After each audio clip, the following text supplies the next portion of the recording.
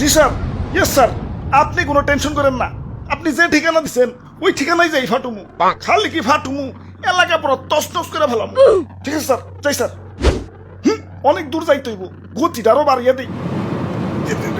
বাপরে, গতির ঠেলাই তো চোখে কিছু দেখতেছি না, চশমাটা পড়ে বই। কাগজ তুইরে গেল। হাই হাই, যে লোকেশনে যে আমার ফুটন লাগবো ওই ঠিকানাটা তো কাগজে লেখা ছিল। লোকেশনটা তো মুখস্থ করি নাই। কাম সারছে, কি করি এখন তো ব্যাগ গিয়ারও দিয়া পারো না। আমার তো কোনো না কোনো জায়গায় যে ফুটনই লাগবো। কি করি কই পুরি। ওই তো সবুজ শ্যামল একটা দেশ দেখা যাইতেছে।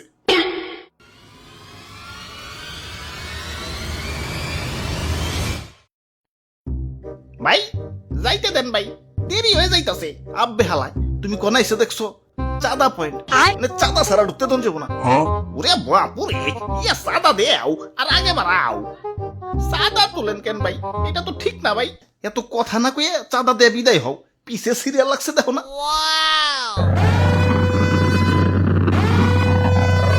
আরে আরে খারাও, তো তাড়াহুড়া গেলা। ওই আমার পতাট কেউ না, আমার একটু সামনে গিয়া ফুটতে হইব। কিন্তু সামনে যাইতে হলে যে চাঁদা দেন লাগবো। এই চাঁদা হবাই চাঁদা, এই রাস্তা দিয়ে যেই যাইব তারই চাঁদা দিতে হইব।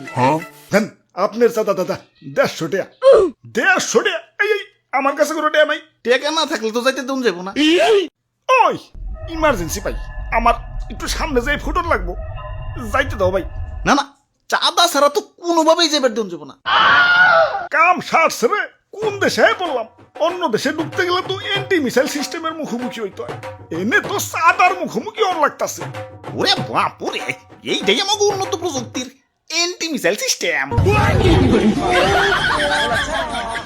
আরে ভাই বুঝতাছো না, ইমার্জেন্সি ভাই, আমার সামনে যে ফুটন লাগবো। বিশ্বাস করো ভাই, আমি তোমাকে দেশে ঢুকতাম না ভাই। খালি যে টার্গেটে যে আমার ফুটন লাগবো ওই ঠিকানাটাই হারিয়ে ফেলাইছে। এখন এটাই আমার জীবন, লঞ্চ করার পর আমার ফুটনই লাগবো, যাইতে দাও ভাই। যাও না, করছে কেরা? চাঁদা দিয়ে জেনে মনে হয় হেনে যায় ফুটোগা। খালি শপিং মলটা বাদ দিয়ে, কারণ বাঙালি 99% এখন শপিং মলেই। ওরে বাপুরে, ইয়া চাঁদা দেও আর আগে বাড়াও। চাঁদা,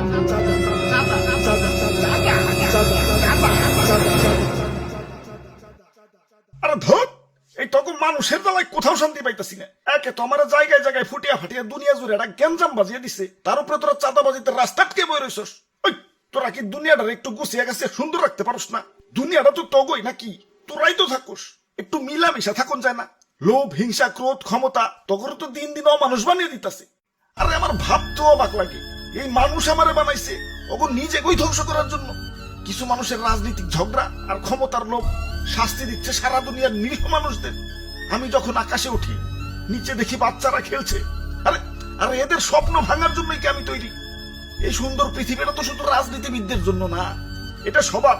এখানে শান্তিতে বেঁচে থাকার অধিকার সবার। শান্তি বাদ দিয়ে অশান্তি কেন করস তোরা?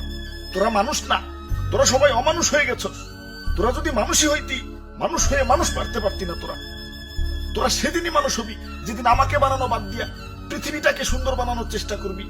তোরা সেদিনই মানুষ হবি যেদিন আমাকে বানানো বাদ দিয়া নিজের ভাইদেরকে বুকে টেনে নিবি। আরে এত কথা কিসের? এনে কি সিনেমা দেখতে বইছি? ভালোই চাঁদা দিয়ে যাও, চোখের সামনে থেকে সরো। জ্ঞান দিতে আইছে।